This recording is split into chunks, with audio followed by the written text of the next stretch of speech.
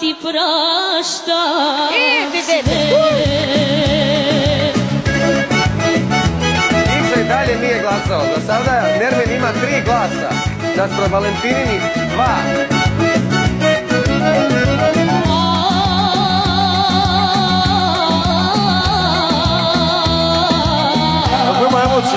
Snažan je.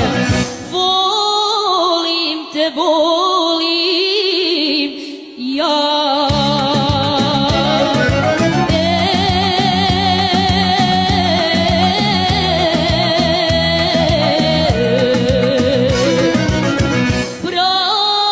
Praštam ti, praštam sve.